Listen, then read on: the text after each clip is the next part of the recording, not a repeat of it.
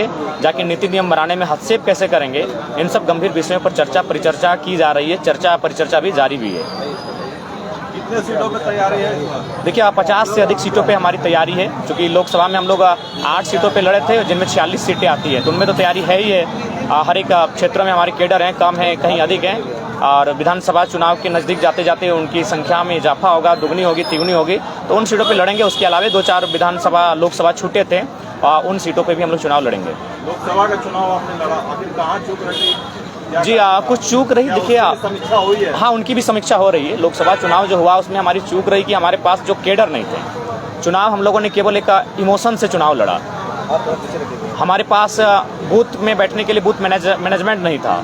अगर booth management होते हैं, अगर एक बूथ में मान के चलिए 20 वोट ही एक्स्ट्रा ऐड होते हैं, तो हमारे पास मान के चलिए 2000 बूथ हैं, तो 2000 को आप 20 से गुना करके देख लीजिए। तो कुल मिलाकर हमें लगता है कि बूथ मैनेजमेंट में हमारी कमी रही, हमारी कमी जो हमारी कैडर्स रहे उनमें कमी रही। हम कैडर्स भी अगर रखते तो कम से कम कैडर वोट भी हमें आता। और सबसे महत्वपूर्ण बात होती है कहीं ना कहीं जो एक स्ट्रेटजी प्लान तैयार होती है, वो प्लान कभी नहीं रहा। हम लोग हमेशा सभाओं में रहे, हमेशा रोड शो में रहे, क्योंकि समय ही नहीं था। क्योंकि बाकी जो दल थे उनके पास बाकी स्टेट से भी लीडर आते थे। इंडिया गठबंधन के पास नहीं करने से भी 1000 स्टार प्रचारक हैं, एनडीए गठबंधन के पास भी 1000 स्टार प्रचारक थे। लेकिन जरा महतो की टीम में सारा चीज़ हम लोग के सेंट्रल के जो 2-3 चेहरे थे उन्हीं के इर्द गिर्द घूम रहा था। तो इसलिए थोड़ा सा मैंने साधन संसाधन की कमी, समय का अभाव रहा। अगर समय और 10 दिन मिलता तो गिरिडीह लोकसभा हम चुनाव जीत जाते, ये मेरा विश्वास है। जो लोकसभा में चुनाव लड़े हैं वो क्या विधानसभा में उतरेंगे? देखिए अनुमानित प्रत्याशी तय हैं और बहुत जल्द उनके नामों की घोषणा कर दी जाएगी। चूंकि भाजपा का गढ़ रहा है, ऐसे में आपकी कहाँ देख रहे हो? देखिए धनबाद में नो डाउट शहर होने के कारण हम लोग थोड़ा सा है पिछड़े। सत्य को स्वीकार करने में आपत्ति नहीं है, हालांकि हम लोग सरल स्वभाव के हैं। लोग कभी कुछ बातों पे एस्कीप कर जाते हैं, लेकिन हम एस्कीप नहीं करेंगे, सत्य है। लेकिन हम लोग धनबाद में कुछ ऐसे नेतृत्व को चुन के लाएंगे जो सबको चौंकाएंगे भी और हमारे संगठन को मजबूत भी बनाएंगे। कहाँ का तय है वो नाम अगर आप बता पाए? देखिए ये तो तय है कि हम लोग आज उत्तरी छोटा नागपुर की 25 सीटों पे चुनाव लड़ेंगे। जो 7 जिला उत्तरी छोटा नागपुर पे आते हैं, उन तमाम जो 25 सीटें आती हैं, उन 25 सीटों पे हम लोग विधानसभा का चुनाव लड़ेंगे। उन सीटों पे कहीं किंतु परंतु कुछ भी नहीं है। और बाकी गठबंधन भी आप लोग करेंगे क्या? नहीं, गठबंधन नहीं करेंगे। हम लोग अपने दल के आधार पे चुनाव लड़ेंगे। हम लोग किसी गठबंधन के छत्र छाया में चुनाव लड़ने नहीं जा रहे हैं। ठीक है। तो लोकसभा चुनाव जो लड़े हैं उनको टिकट मिलेगा क्या विधानसभा? नहीं, देखिए वो वहाँ के हमारे जो संगठन के फीडबैक है वो तय करेगी। क्योंकि पहले तय हुआ था कि जो लोग लोकसभा, क्योंकि हम लोग विकेंद्रीकरण की लगातार बात करते हैं कि सबको अवसर मिलेगा, तो अगर इसलिए हम लोगों ने पहले ये तय किया था। लेकिन अगर जरूरत पड़ी तो चुनाव लड़ते हुए दिखेंगे। बाकायदा ये तय वहाँ की जो टीमें हैं, वहाँ के जो साथी हैं वही तय करेंगे। देखिए अगर जहाँ तक मेरा सवाल है, मैं गिरिडीह लोकसभा की किसी एक सीट पे चुनाव लड़ूंगा और धनबाद लोकसभा, हजारीबाग लोकसभा में से किसी एक सीट पे चुनाव लड़ूंगा। तो यही फिलहाल मंथन चल रहा है और संगठन का भी यही निर्णय है। जातीय समीकरण भी रहेगा क्या टिकट बंटवारे में?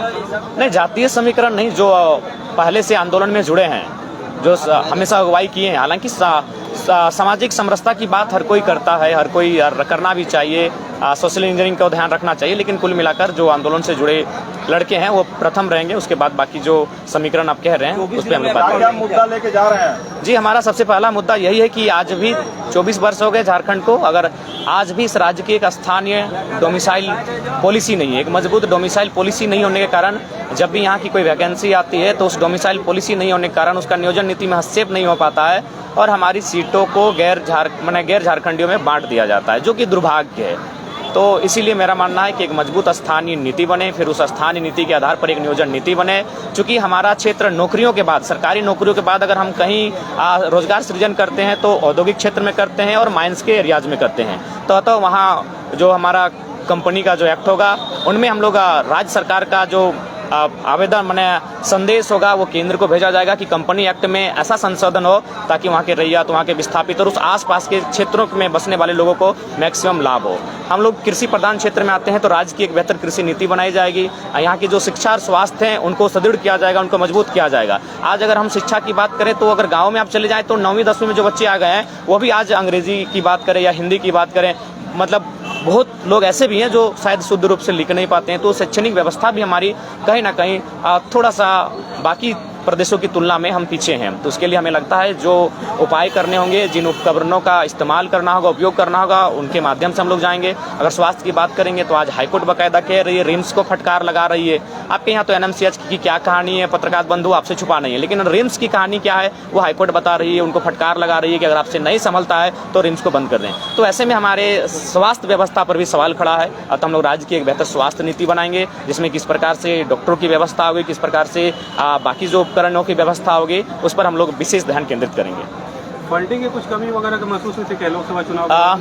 देखिए, अगर हम लोग चुनाव अगर थोड़ा सा भी मतलब बाकी लोग नेता जो जिस प्रकार से जीतना चाहते हैं, अगर जीतना चाहते हम लोग जीत जाते हैं। 1 लाख वोट को आप 1 लाख मत देखिए, आप देखिए 50,000, अगला का 50,000 लाना था, आप 50,000 आपके तरफ आ रहा है। तो अगर हम लोग वहाँ अगर जनता को बूथ के माध्यम से अगर हम लोग 10-15 लाख भी खर्च करते हैं तो चुनाव हमारे पास होता।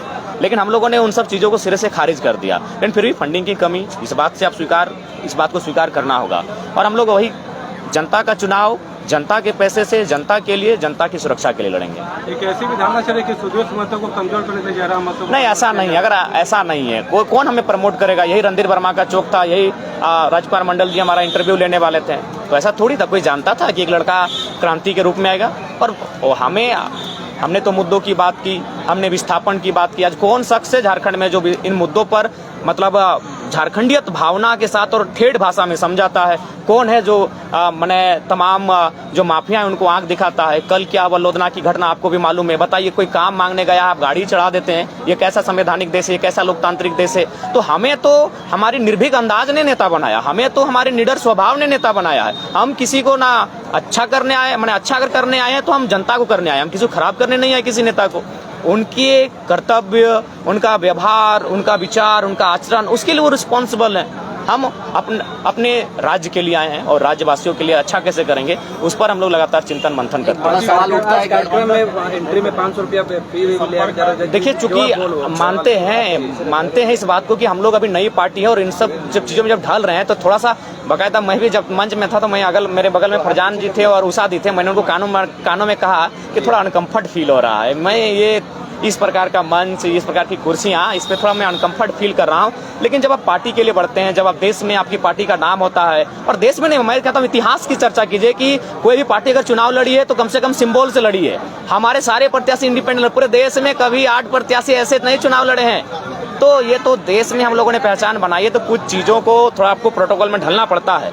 हालांकि हम लोग जल्द चाहेंगे कि इसका वैकल्पिक रास्ता निकले और टाउन हॉल को हम लोग पारसनाथ झुमरा में शिफ्ट करें। इस वातावरण को, इस माहौल को, बस पत्रकार बंधुओं की सुविधा के लिए हम लोग यहाँ तक आए थे कि पत्रकार बंधु गांधी सेवा सदन के सामने ठीक पाए जाते हैं, वहाँ उनका आशियाना है। तो हम लोग चाहते थे कि पत्रकार बंधुओं को इस बार सुविधा हो, इसलिए हम लोग ने टाउन हॉल को चयन किया था, नहीं तो पारसनाथ का ही चयन करते हैं। जयराम मतलब आपकी पार्टी में सिर्फ आप ही एक चेहरा और कोई चेहरा नहीं, ऐसा बात नहीं है। मोतीलाल जी को आप जानते हैं, रिजवान जी को आप जानते हैं, फरजान जी को जानते हैं, संजय जी को जानते हैं, मनोज जी को जानते हैं, ऐसे तमाम लोग जानते हैं। आप महिलाओं में पूजा जी को जानते हैं, उषा जी को जानते हैं, दमयंती जी को जानते हैं। ऐसे तमाम चेहरे हैं जो सामने हैं, जिनको सबको जानते हैं।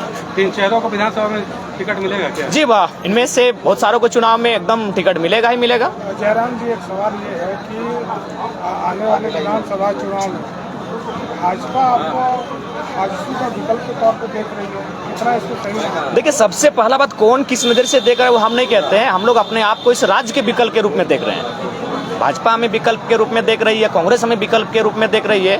वो हमारे लिए मसला नहीं है। हमारे लिए ये मसला है कि हम लोग खुद को, अपने आप को, अपने पार्टी को इस राज्य के आने वाले वर्षों में नए विकल्प के रूप में देख रहे हैं। और ये सत्य है, जिसका उदय होता है उसका अंत होता है। तो जो पार्टियां 30 साल पुरानी हैं, 40 साल पुरानी हैं, उनका एक दौर जाएगा जो डाउन की ओर जाएंगे, तो उस समय हम लोग इमर्ज होकर सामने आएंगे।